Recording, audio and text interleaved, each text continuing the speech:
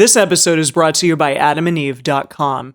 For 50% off almost any item, free shipping, and a free gift, use promo code MULTI at checkout. One of the best strategies for canceling out insecurity was actually optimism. And I'm very much nice. not an optimistic person, so I was like, If you're happy with the same old ways of dating, if you enjoy sucking at communication, and you have no desire to improve your romantic life, then our podcast might not be for you. but if you want some out-of-the-box ideas to deepen your current relationships, broaden your sexual horizons, develop a better understanding of yourself, or learn more about non-monogamy, Then you've come to the right place. I'm Jase, I'm Emily. and I'm Dedeker. and this is the Multiamory podcast. Songs I know I did, forcing me to form myself to fit. On this episode of the Multiamory podcast, we're going to spring training for football to become defensive guards and tackle some insecurities. Thank you for bearing with me. Yeah. I'm sure you were It's confused for winter. a little bit.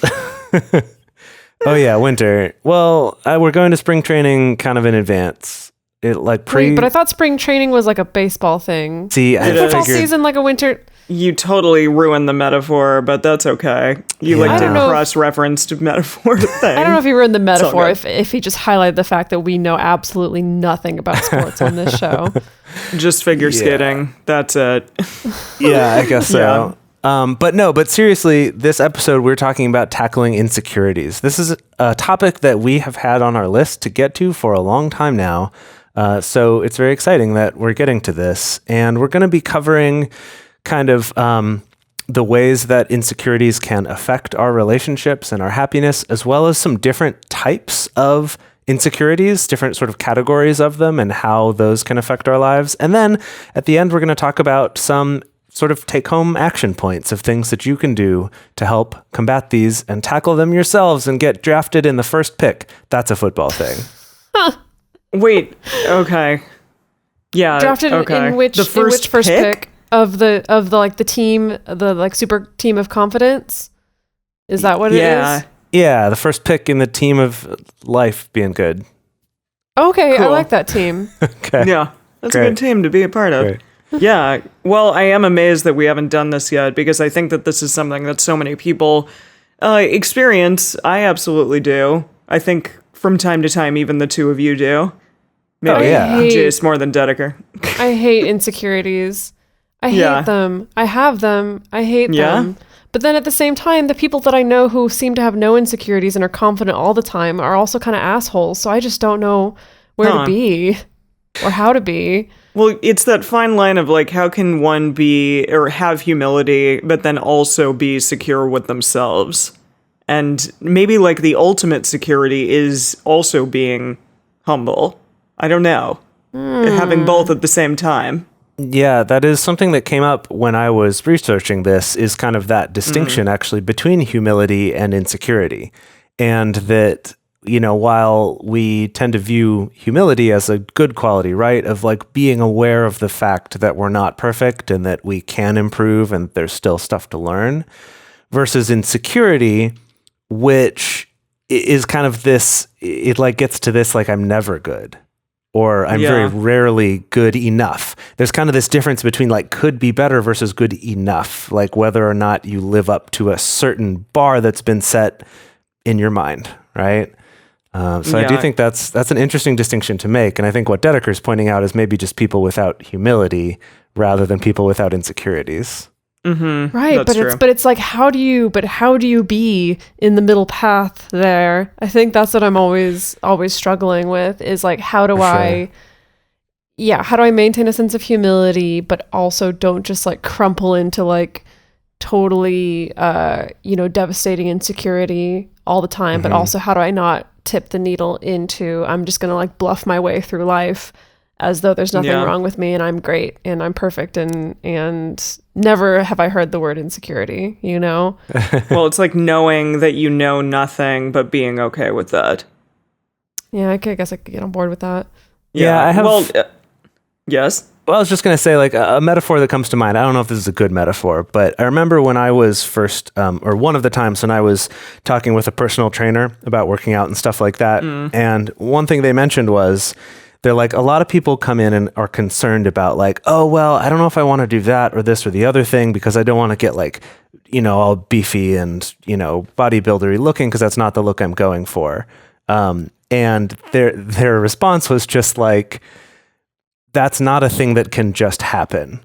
Like that's something like, that bam. that the people who look like that kill themselves to get to look like that. Like that's not something that's just going to happen. And I know this isn't a perfect metaphor, but I do feel like there's a sense of like, if you even have the concern about being that arrogant person, I kind of feel like it's not so much like, oh no, I became too confident and now I'm this arrogant asshole who, thinks they're perfect and never listens to anyone else. It's like, yeah, I don't know. I just feel like having that concern at all is a good indication that that's not the place you're going to go.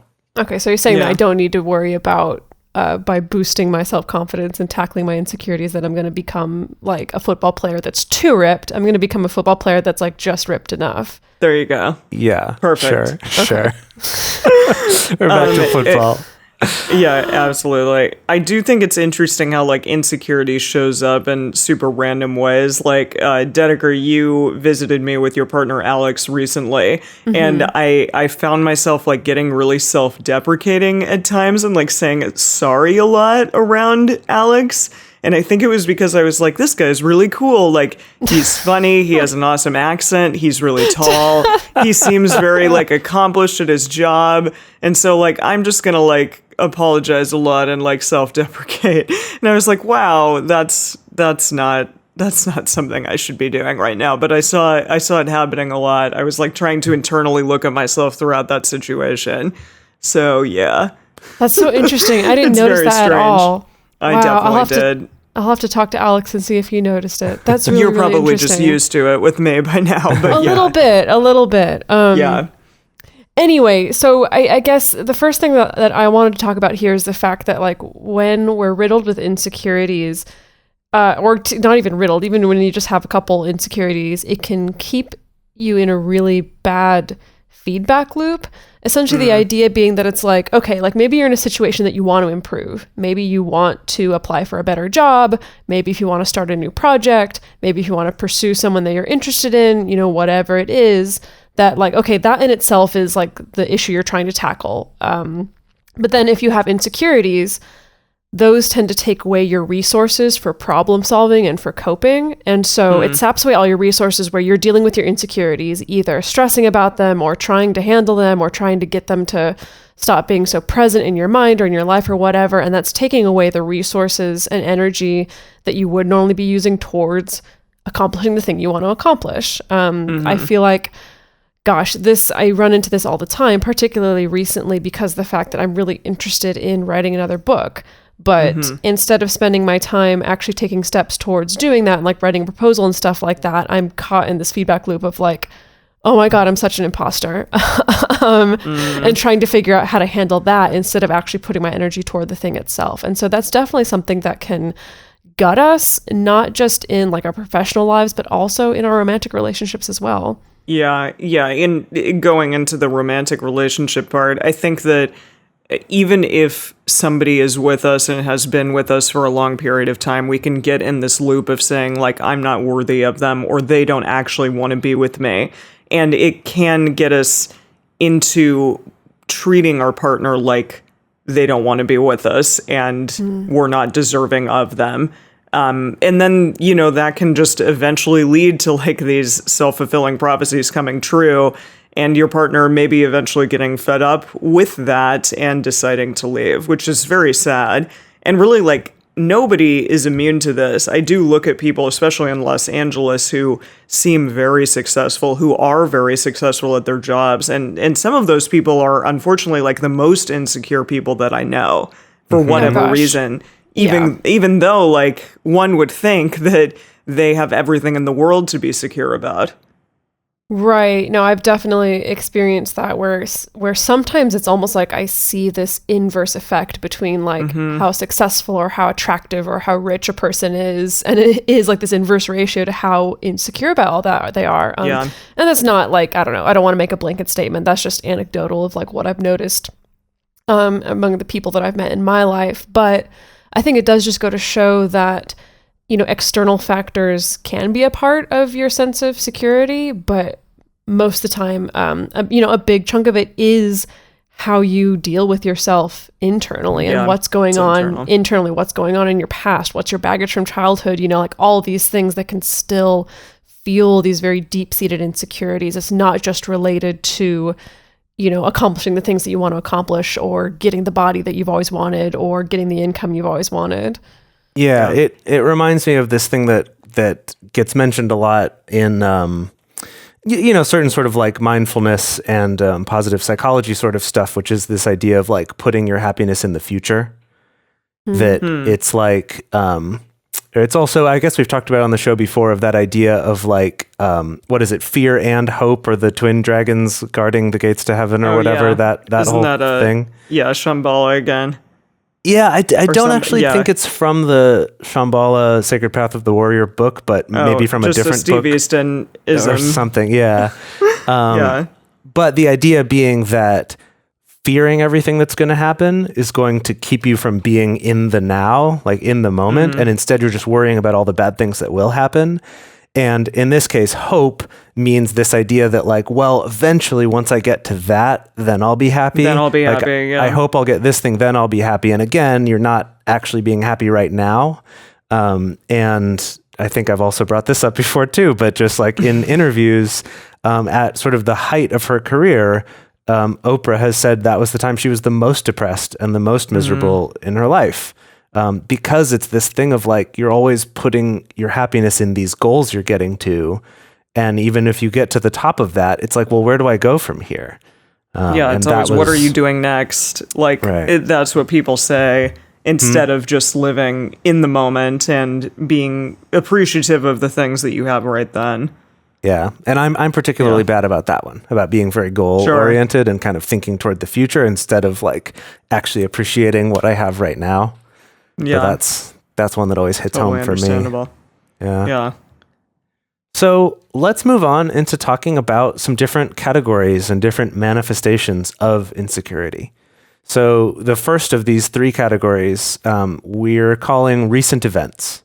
So this is things like insecurities based on failure and rejection that have actually happened in your life, right? About the time that, you know, you were last in the draft pick on your football team, or see how I brought that back again? Well done. Yeah. This episode is just about football, actually. Yeah, apparently. That maybe is going on right now. I have no idea. This may or may not be football season. Oh no, it is. It is, because like the Super Bowl is in the February, right? In February. So okay, cool. Yeah, it's going on. Perfect time. Good job. So we're right in the middle of football time. Dedeker's not amused. So it's important to distinguish that these are about things that have actually happened in the past that you now have insecurities about today. Yeah. Yeah, and a thing to bear in mind is that actually studies on happiness have shown that up to 40% of our quote-unquote happiness quotient is based on our recent life events, not just past life events. But I do think it's interesting that that is a minority, that our happiness, you know, that our external circumstances influence our happiness to like a 40% degree, that it isn't a majority, which I think that we can sometimes be fooled into thinking is the case, that like if we just kind of surround ourselves with things that make us happy externally, then we will be happy or will feel secure. So does that mean 60% is internal or what? Or it's not event related necessarily, it might just be other things, and probably a lot of that is internal? Guess, 60% is probably like mental, emotional, inner life, you know, kind of internal workings based, something like that. Anyway, but things like, you know, if you did recently have a failure, if you did recently get rejected for a date or for, you know, a job interview, or you were passed over for a promotion or something like that, like those things can definitely have an effect on your self-worth, on your self-esteem, and your sense of security as yourself. Yeah, and there is this thing, like, if we as people have low self-esteem already, then when these difficult negative events happen, we're more likely to see ourselves and other people more negatively as well. So it kind of, if you do have some self-esteem built up, like, then it allows you to be a little bit more resilient in those moments when something bad happens, to know, okay, this is a moment in time, I can move on. It's not necessarily about me, or even if it is, it's something that I can pick myself back up from.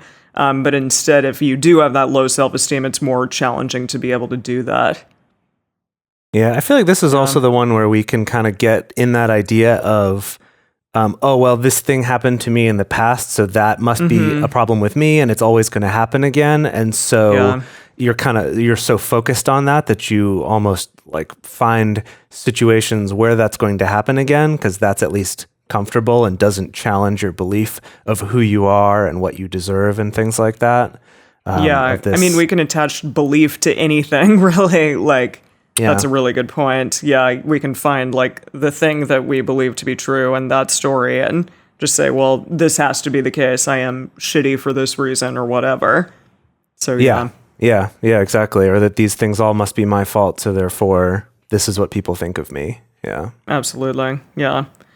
So the next one is going to be relational.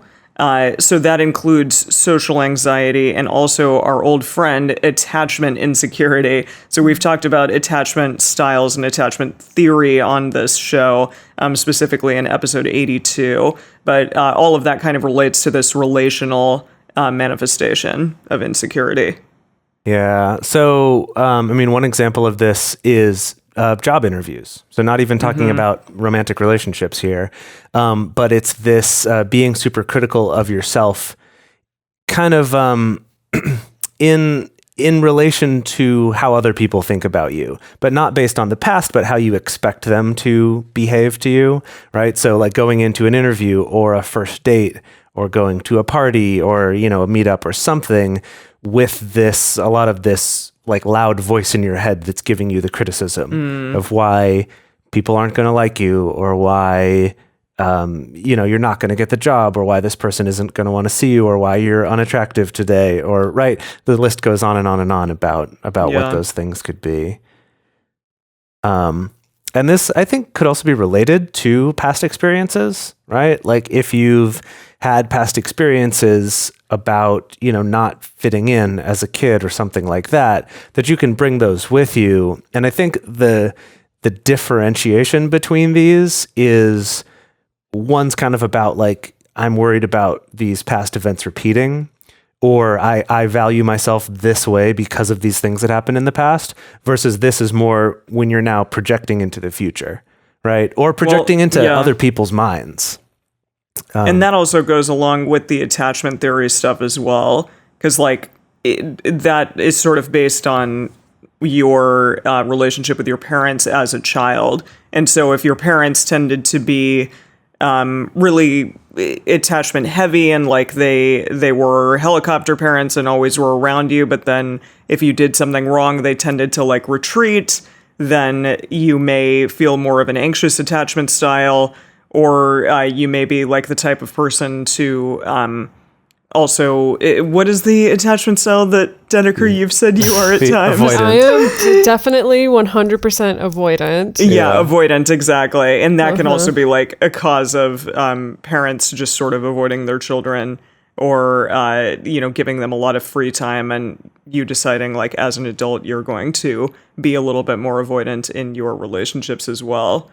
Yeah, so that's the thing, is that like insecurities can come up, related to what your attachment style is. It's actually quite common in romantic relationships, so it can be things like, if you tend to be a person who's more avoidantly attached, that if a partner asks for something from you or needs to rely on you in some way, if like maybe it brings up this insecurity of like, I'm not a reliable person, or no one can actually love me or the way I am or whatever. And so I'm going to pull away. I'm going to be avoidant, or I'm going to be distant. And this can also be triggered in the opposite, that it can manifest as when you feel insecure about, a partner not being there, or you not being able to live up to a partner's expectations. It can trigger behavior that's like really clingy or anxious, if you're anxiously attached. And it's important to talk about because the fact that,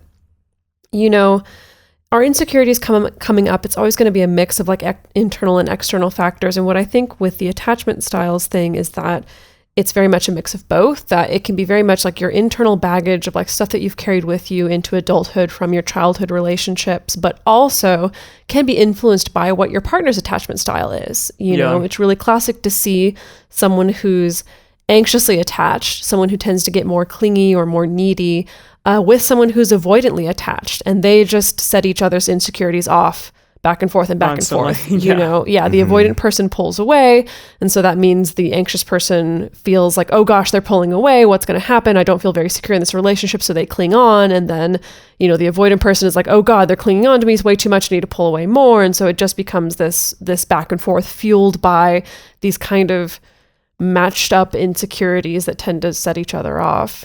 Yeah, definitely. Yeah. I think this one also just comes up in more like social anxiety situations as well, of just being in like groups, going to, being new somewhere. I know that's one that comes up for me a lot, like going to a place where I don't know people. Like that is definitely a place where... anxious or... Oh yeah, very much so. Yeah. Of just this like, oh gosh, I'm going to say something wrong and everyone's going to hate me. Or this used to come up for me a ton when I was doing more performing as a musician, specifically when I was playing in bands. That you'd be like, I'm going to sing something and everyone's going to hate me. No, it would kind of be after. Never happened. It would kind of be after the fact. And I actually talked to a therapist about this back when I was living in Seattle and was performing and singing in bands and stuff like that. As I was just like, I feel like when I perform that like everyone there is like, ugh, who is this guy up there like singing, thinking people want to listen to him? Like this sucks. And, her kind of question to me was this like, oh, did someone there say that to you? I was like, well, no, but like I felt like I could kind of, that was what they were probably feeling. And she kind of brought up for me this idea, like we were talking about, where you're sort of projecting either into the future or into other people's minds what you think they're thinking, rather than basing that on evidence. So I guess that's another way it sort of differs from the stuff that's based on recent events, even though obviously it's they're all because related. I feel like now, Jase, I still see the same thing come up with you. It's just instead of singing, it's like, oh, I did this podcast live show, and everyone hates me. Yeah, everyone in the audience hated me. I'm Dedeker and I are the sure. ones who have to pick you up after that. Yep, it's true. It's still there. Yep. Yeah. Well, okay. I actually think this is a good transition because I do think a big part of that is our third category of, kinds of the ways that insecurities can come up. And that's in the realm of personal judgment. So things like feeling a strong sense of perfectionism or a strong sense of comparison. And I will 100% say that this is me to a T. Oh yeah. No, ditto. And it's interesting because like, I think I grew up with a lot of comparison in my life. Like people compared me to my mother, and then my mother compared me to my friends. Or she even does it sometimes, like looking out at women, and she's like, "Oh, that girl is looking at you. Like she probably like wishes that she were as pretty as you or something." And I'm like, maybe she's just like looking at me. Like I look at women and I'm like, damn, like that's an amazing outfit. Like I wish I had that outfit, or just like, I think that she looks really great today. And I'm like, I don't know if she's necessarily comparing herself to me or like wanting to be something that I am. Maybe she's just looking and interested. And I think like that shift in the idea of comparison, instead of being like, I want something that they have, rather just saying like, that person looks lovely today, or how nice for them, as opposed to like really comparing myself and like my, shortcomings to all of the things that they have.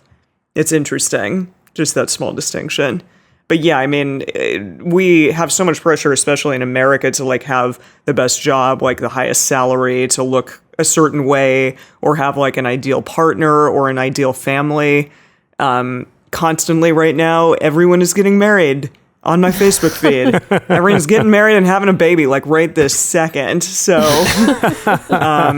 yeah, I mean, that is, I think, especially when you like hit 30 and just life starts throwing you like what the perfect idea is of all of those things, it's easy to be like, well, I'm not doing that. I'm clearly not perfect for a variety of reasons. Well, yeah, I think that is so interesting that it's like we don't get told this objective version of what perfect is. None of us know objectively actually what perfection is, but we do get told this very subjective version of what perfection is. And it is, having your traditional monogamous marriage and your 2.5 kids who are adorable and well-behaved, and you're working a job that like you love so much that it doesn't feel like work, but it also happens to be able to like pay off all your student debt and help you support a family. And then also on top of it, don't have any pores.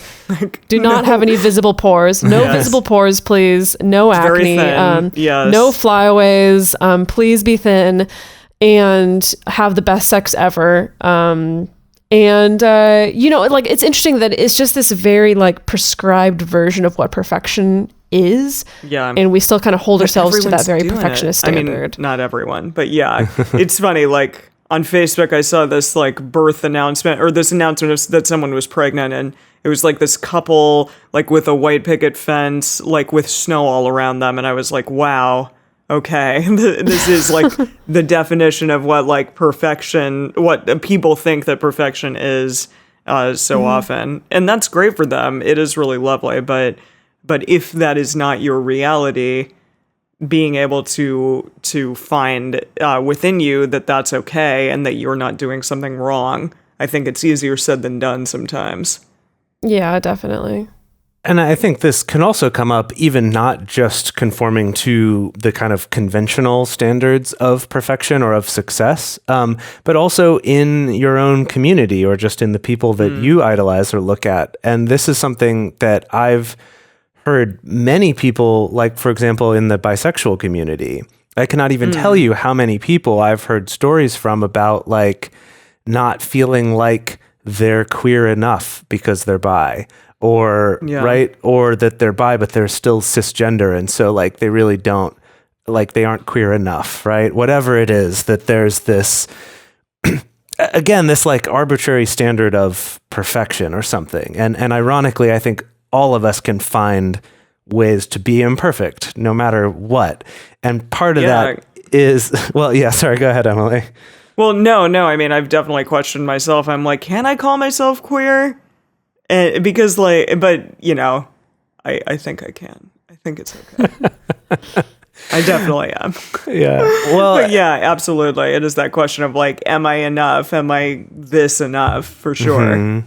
And part of that is this tendency we have to compare our weakest points to other people's strongest points, right? Is this idea that because, and I think that this is not something that the internet or social media created, but I think it makes it much easier to look at just the bright and shiny things that other people show you about their lives, and that we can have this kind of tunnel vision where we just look at the ways in which these people are successful in the ways that I'm not, or the way that they, are whatever in the ways that I'm not, rather than looking more for like, oh, this person's similar to me in this way, or like, oh, I'm doing really well in this way. It's so much easier to focus on where we're not, right? And that's kind of that perfectionism and comparison. Dedeker, right. What are you even insecure about? Are you serious right now? Yes, I am. Like, you just like never to me like exhibit any insecurity ever. Oh, well, it's okay because I exhibit it to myself plenty enough. Okay. Plenty enough. I don't know. Actually, that's funny. That's something that actually I will talk about a little bit more in the bonus content. Okay. All right. Tune in and become a Patreon subscriber if you want to find out if Dedeker has any insecurities at all. No, I'm just kidding.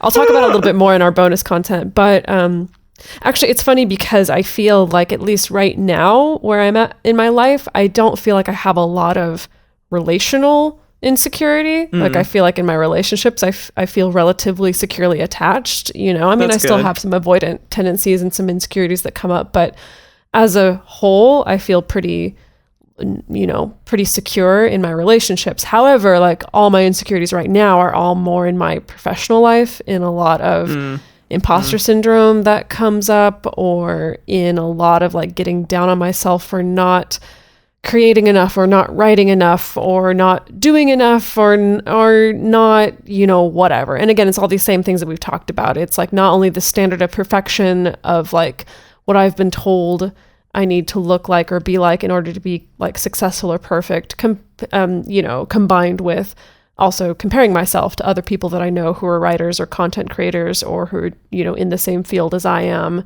That I look at all that. And again, I compare like my weakest points to other people's clearly stronger points. And of course, I'm never going to come out ahead in that comparison. So yeah, I don't know. That's where I feel like my insecurities lie these days. I also have kind of some dry skin under my eye that looks bad that I'm kind of insecure about right now. If you really want to keep getting super specific. Very specific and very right now. Man. Yeah. What about you, Emily? What are you insecure about these days? Absolutely everything. Everything? No, I mean, oh. I'm insecure about the wrinkles that I'm getting because I'm 30 now. I'm insecure. Shoot, I'm insecure about my wrinkles too. I was like, I want to take a picture of myself at Disney, like with my stage makeup on, and then compare it to hopefully next year a picture of myself with my stage makeup on at Disney to see like the changes from 30 to 31. Maybe I shouldn't do that. So you're like already planning for some more like insecurity generating content. Wow, you're for right. yourself? Look at there it is. You called me out of my own bullshit. Thank you for doing that. I appreciate that. No, I mean, yeah, like I'm also insecure about like the things that I create, that I'm like not, the successful actor that I want to be, and that I don't have a shit ton of money, but I also like get to travel a whole hell of a lot too, and I make a great podcast with my two best friends, so like really, it's gonna be okay. Mm-hmm. And I live in Los Angeles, which is cool sometimes. Kind of. Jase, I don't know. Jase, what are you insecure about these days? Oh man. I definitely resonate with you, Dedeker, on the professional field there of just being like, I'm 36 now. I should have this figured out in terms of like making lots of money and having a cool stuff, or I don't know. And it's, as I say it, I'm like, I know that's ridiculous, because a lot of people look at my situation and are like, dude, like I wish I could do that and travel for half the year and have a job the rest of the year. And that sounds fantastic, but there's still a lot of that like personal doubt and comparison that comes up. And then of course I'm also thinking about writing a book, and just the terrifying prospect of that. And just how, like, feeling that sense of like everyone must have hated me after something I said at a live show or at a party or whatever, to think about that amplified in a book that's now written down so everyone can continue to come back and hate me about it. Welcome to my world. Right? That's terrifying. That's super terrifying to me. So that one definitely comes up. Well, great. We're all insecure. Yeah, we're all insecure. Got it. Welcome to the world. Yeah. Well, we're going to move on and talk a little bit more about the ways that you can help to tackle body slam, pile drive. I don't know none what of the those verbs things are football things. Are they not? Is? I Tackle thought that is. she was, pretty close to something there. Anyway, as I was saying, we'll talk about all the ways that you can sports ball your way out of your insecurities, or with coping your insecurities. But first, I'm going to go back and talk a little bit more about that bonus content that I was talking about just a minute ago. So basically, every single episode, we do record bonus content, but that's only for our Patreon subscribers. So if you go to patreon.com/multiamory, you can get access to that. Specifically at our $7 a month level, you get access to our private community, which is our private Facebook group, our private Discord chat, discourse forums, as well as episodes being released a day early and ad-free, and also that bonus content like I was telling you about. If you go to the $9 a month level, you get access to all of those things, plus you can join our monthly video discussion groups. These discussion groups have been awesome. We've been doing them for at least a couple years now. Yeah. Almost 2 years or so since we launched the Patreon. So every single month we have this video discussion group where people from all over the world join in to talk about what's going on in their lives, what's going on in their relationships, to share positive things of what's going on in their lives and relationships, get support from one another, get some listening, and in kind of a slightly more intimate format than in the Facebook group or in the discourse or things like that. So again, if you want access to that, as well as the bonus content, ad-free episodes that come out early, all of those things, go to patreon.com/multiamory and sign up for the $9 a month level. Another really amazing way to help us out is to go to iTunes or Stitcher and write us a review. We already talked about Patreon. Now we're talking about something else. So iTunes or Stitcher and write us a review about all of the ways in which you love our show. It helps us show up higher in search results if somebody is looking for a polyamory podcast or multiamory. We'll shoot up to the top in those search results the more positive reviews that we get. So if you love our show, go to iTunes or Stitcher and write us a lovely review. We would really appreciate it. And lastly, our sponsor for this week is our oldest sponsor, adamandeve.com. Oldest but Multiamory. goodiest. Yeah. No, Multiamory brought to you by Adam and Eve. So Yes. Adam and Eve is a fantastic online shop where you can get sex toys, condoms, adult DVDs, if anyone still watches those, sexy outfits, things like that. And if you use our promo code MULTI at checkout, you will get 50% off almost any item in the store, as well as a free gift and free shipping on the whole order. So really, that's kind of win-win-win. 50% off, right? How can you beat that? Again, go to adamandeve.com and use promo code MULTI, MULTI, at checkout to get that 50% discount, and part of your purchase will go to support this show. Okay, so now I'm feeling another layer of insecure that we're also insecure. So let's talk about ways to deal with that, shall we? Yes. Oh, boy. Yes, let's. All right. So something that, to go back to what I was talking about with the therapist that I talked to years ago about performing as a musician, and her question of kind of like, well, did people tell you that? Like, where are you getting that from? Because it seems like a lot of people actually appreciated it, right? People clapped, like these people bought you a drink after the show, like, kind of whatever it was from my stories. It's like, it sounds like you actually have more evidence that people liked it than evidence that people didn't. And in a similar way to that, when it comes to things like relationships or, other parts of your life, is going to the people who actually know you the best.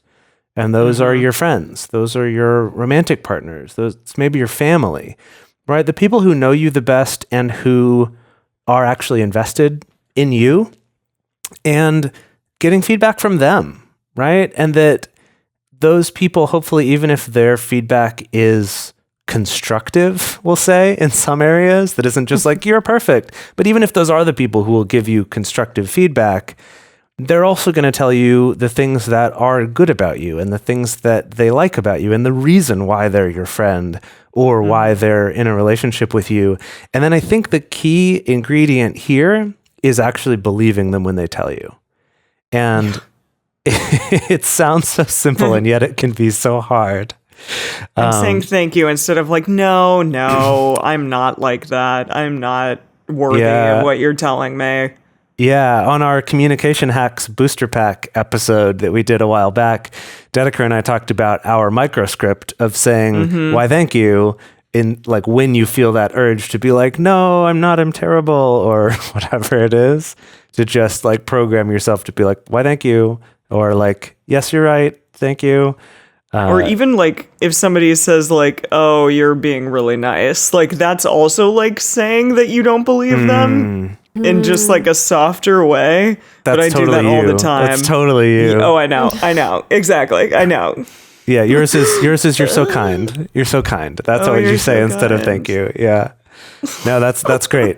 That's great. Yeah. Check yourself for those things. Absolutely.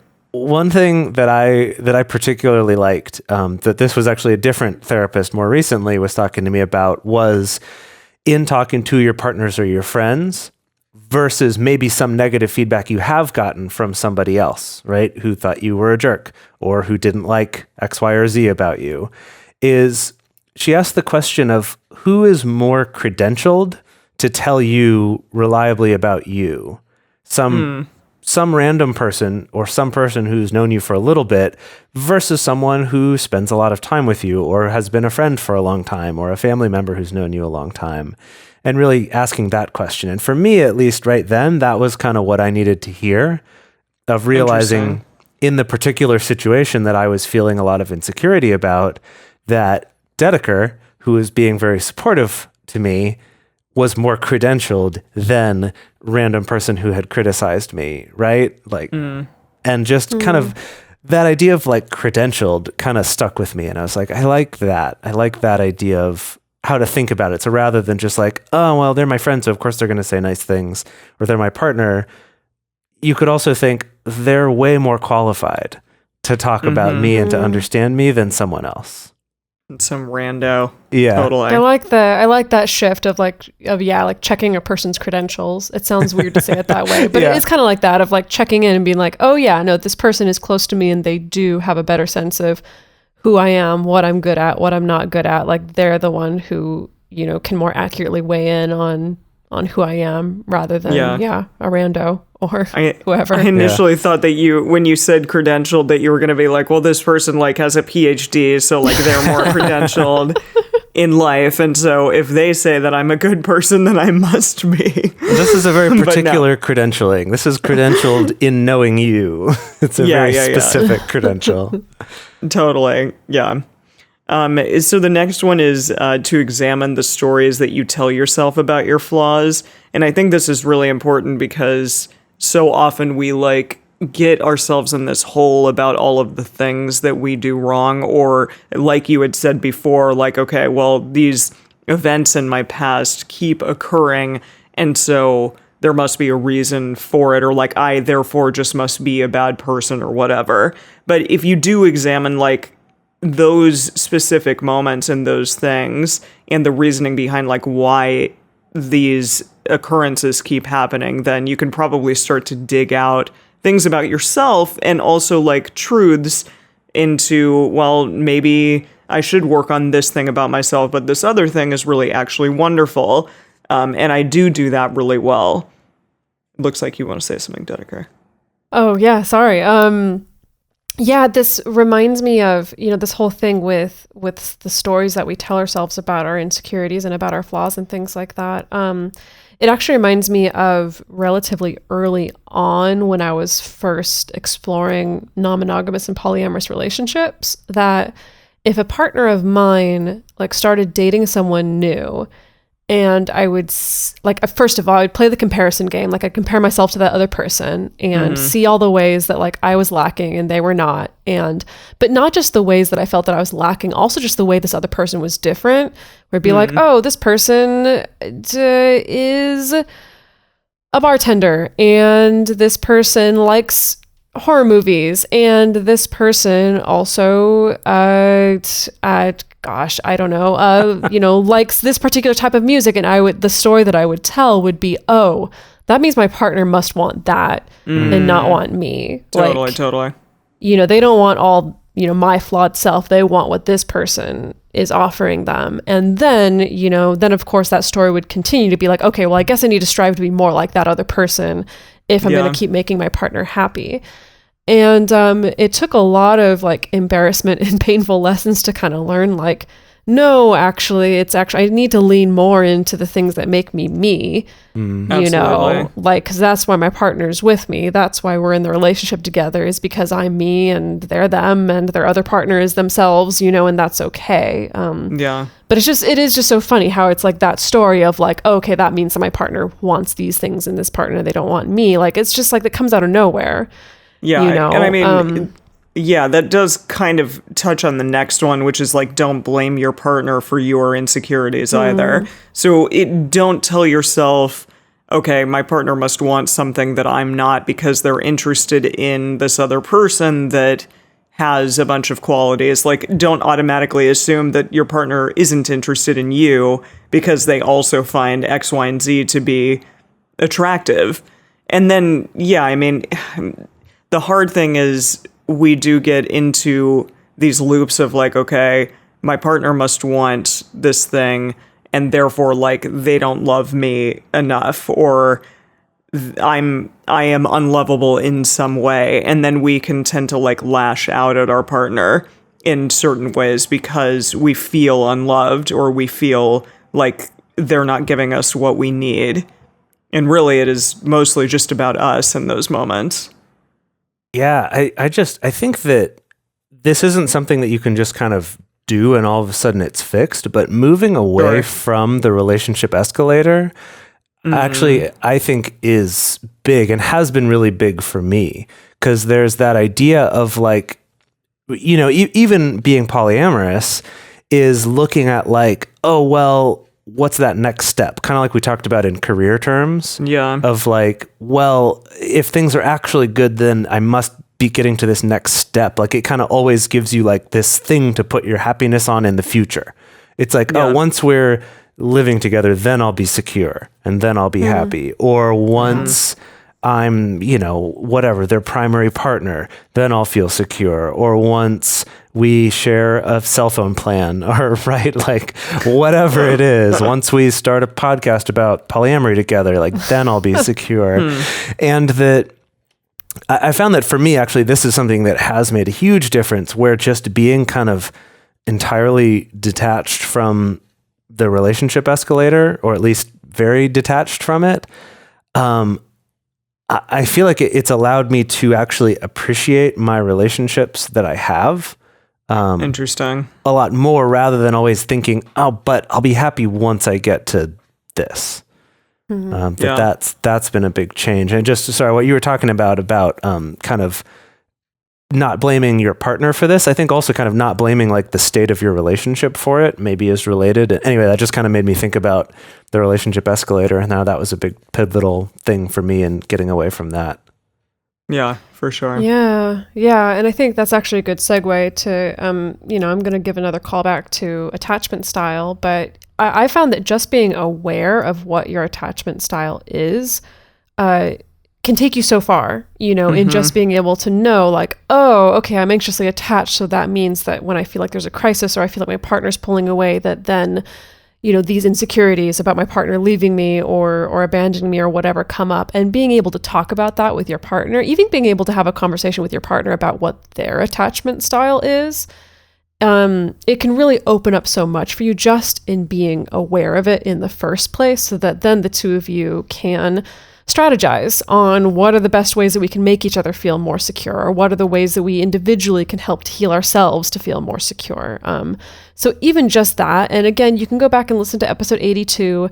You can just do a Google search of attachment theory, even if it's just reading the freaking Wikipedia. There's a bunch of like quizzes and self-assessment tools and stuff like that to figure out what your attachment style is. But just having a little bit of that knowledge can really help with at least giving a foundation of like when insecurities come up within your relationship, that you can be like, okay, I know what this is. I know that this is probably something related to my attachment, or I know that maybe this is something related to the way my partner attaches. And then that's the beginning of a conversation rather than just a crisis of feeling terrible and insecure.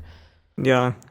And it's interesting because a lot of the books and articles on attachment theory talk about if you are in a relationship with someone who is secure, that they can potentially pull you more into being secure yourself, which I wouldn't like bank on that always in all of your relationships.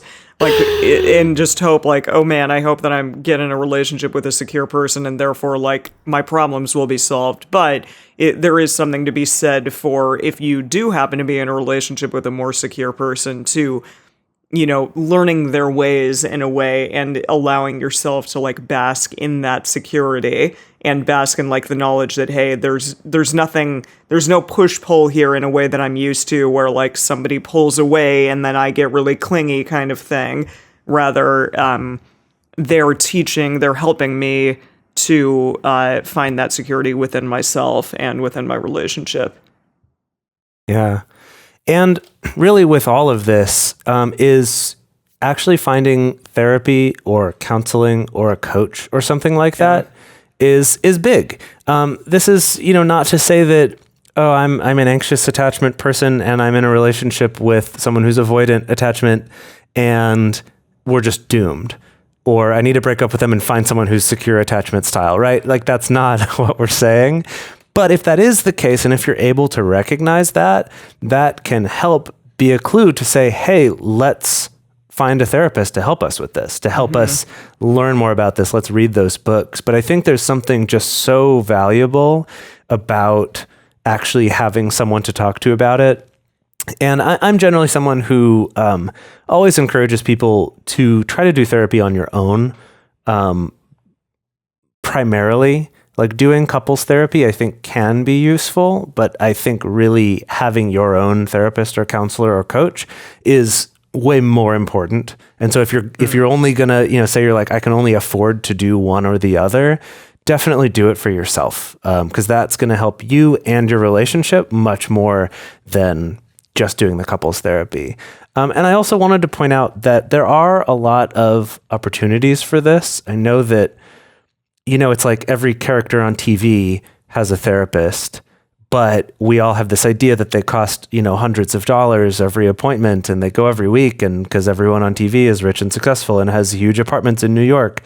But the reality of it is that even during times in my life where I was super broke, I was able to find counselors or therapists who either had sliding scales or who were like social workers that you could go see for free, or who were counselors at, say, your university who you could go see for free, or, like I said, people who do sliding scale, stuff like that. That there are a lot of opportunities out there, and it's worth just looking and asking about it.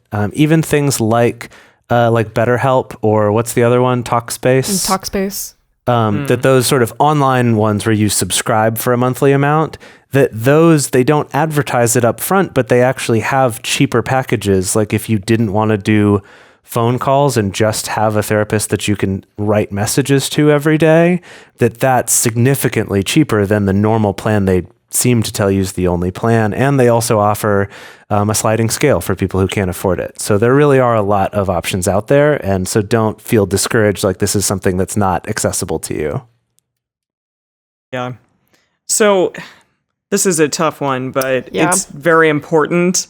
Franklin Vo talked about this in some of the articles that we were reading regarding this episode when we were doing some research for it. But he said that understand and accept that heartbreak and something like the end of a relationship, that both of those things are survivable. Survivable.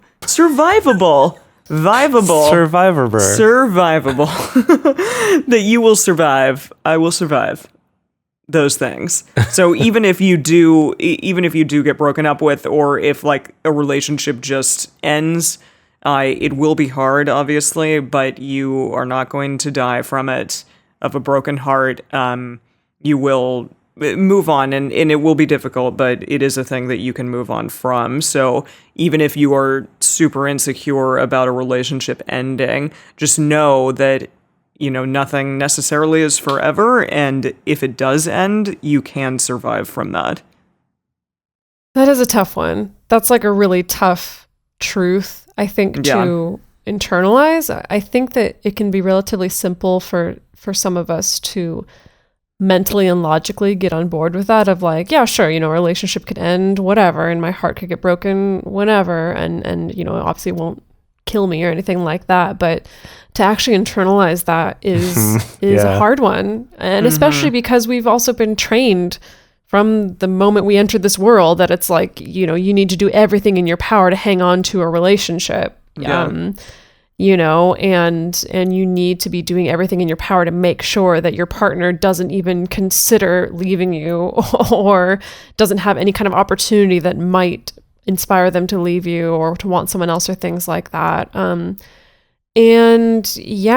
I guess training yourself out of that is a process, but I think that it can help to balance out a lot of that relational insecurity, again, like a lot of that just kind of like bad feedback loop, like suffering that puts us into a state of like worrying more about the loss of the relationship than about like actually maintaining the relationship.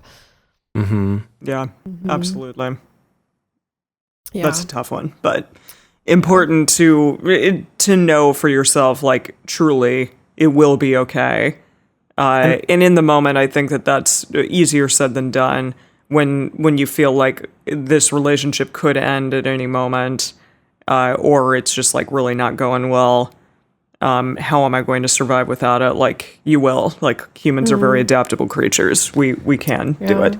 Yeah. Yeah, I think just real quick to bring it back to what we were talking about earlier about kind of comparisons and also sort of our status that we're taught we should have, that a relationship is part of that. And the idea of a relationship ending, even if it's not one that's fulfilling for you or isn't happy for you, or, you know, is not happy enough of the time, right? Or isn't for the other person, that there's kind of that idea of like, well, if I lose that, then I'm less good of a person because I'm checking fewer of the boxes I'm supposed to. And so with all these things we're talking about here with these action points, there are things that you can definitely combine with each other and actually should. This isn't like pick one from the list. This is like do all of these things, because in helping to work on your security and feeling more okay with who you are will actually, I think, can empower you to feel more capable of surviving that situation. Yeah. Similarly, having more of a support network or having a therapist or counselor or coach to talk to about things will make that seem more possible, right? That all these things can kind of affect each other in good ways and help each other. Right. Absolutely. Right. And I think that also leads to, you know, our last couple points here, which is it's so important to learn to value yourself and to find strategies to work around what's known as like conditional self-esteem, or some people also call it conditional insecurity, which is the idea of like, sure, like when I'm feeling great and like my job's going well and I'm earning money and I'm going on, you know, a bunch of dates with hot people or whatever, then I feel great about myself and I feel very securely attached to everyone. But then when things are not going so great, when something went bad at work, or I was rejected, or I failed in some way, or my partner's off on a date with someone else or whatever, then I feel like crap, you know, and then I feel very insecure. And, you know, finding ways to just cope and break out of that cycle of just the back and forth of like your self-esteem and your security just being attached to these external factors. And it requires, you know, the work that we've been talking about here, you know, you know, figuring out your attachment style, talking to people that you trust to get feedback about yourself, asking for reassurance from a partner, going to therapy, things like that. There's another strategy that actually there was this study conducted by Peking University about insecurity. And they found that one of the best strategies for canceling out insecurity was actually optimism. And I'm very much not an optimistic person. So it's like, huh? What? How? I don't know about that. Well, do I seem optimistic on the outside? Yeah, Jase knows. Well, Sometimes. I've got the all access pass though, so yeah, Jase, it's true. I see her a lot too, but I don't know. Maybe Jase and I are optimistic enough for the three I think of us. I think that's the case. I think the two of you carry definitely the load of you carry the optimism labor. That's right. On this podcast. Fine. You're pragmatic, and I appreciate that. Yeah, I am. That's true. But okay, so here's the thing: is that the study found that when it comes to insecurity, like when you're optimistic, you tend to attribute events that could have negative consequences. You tend to look at them in a different filter that reduces the amount of threat that they hold. Primarily because when you're optimistic, you're able to see those events as being outside of you, that they're caused by outside factors that will change for the better, that have to change for the better just over the course of time. And it's the same thing with insecurities about yourself, insecurities about relationship, insecurities about your job, things like that. And so there's this movement, this kind of relatively new movement known as radical optimism. I just learned about it from following the Instagram account of Adian Dowling, who is I don't know if you don't know him, he's the first trans man who was on the cover of Men's Health magazine. Oh, right. I remember hearing about that. Yeah. His Instagram account is super amazing, and he labels himself as a radical optimist. And so the idea behind radical optimism is that, you know, you're not denying that there's major problems in the world. You're not denying that potentially things may go wrong. There may be catastrophes. You're not denying that sometimes things are sad or confusing. But the radical part of it is that it is the choice to always look for the good in something, even when it seems clear that something is bad, but still choosing to look for the good. And I think it makes sense to me on a logical level, like in moments when you're feeling insecure, especially about yourself, about your own personal attributes or things like that, of like really making that radical choice to like, no, in this moment, even when I feel like shit, I'm going to choose to find something good here or look for something good here. That it can be a really good starting point for being able to just kind of snap out of feeling so funky about one's insecurities. Yeah. Again, like I said, I'm really not an optimist, and so optimism at all feels very radical to me. Well, but I think this is one right. I need to try. Yeah, this is one I think I need to try on for myself and see how it goes. That's lovely. I like that. Well, we're really, really interested in hearing about all of the ways in which our listeners combat insecurity. And, do you have any like special secret stashes or like special things that you just do to make yourself feel better in insecure moments? So talk to us about it. The best place to share your thoughts with other listeners is on this episode's discussion thread in our private Facebook or Discourse forums. You can get access to these groups and join our exclusive community by going to patreon.com/multiamory. In addition, you can share with us publicly on Twitter, Facebook, or Instagram. You can email us at info@multiamory.com, leave us a voicemail at 678-MULTI05, or you can leave us a voice message on Facebook. Multiamory is created and produced by Dedeker, Winston, Jase, Lindgren, and me, Emily Matlack. Our episodes are edited by Mauricio Balvanera.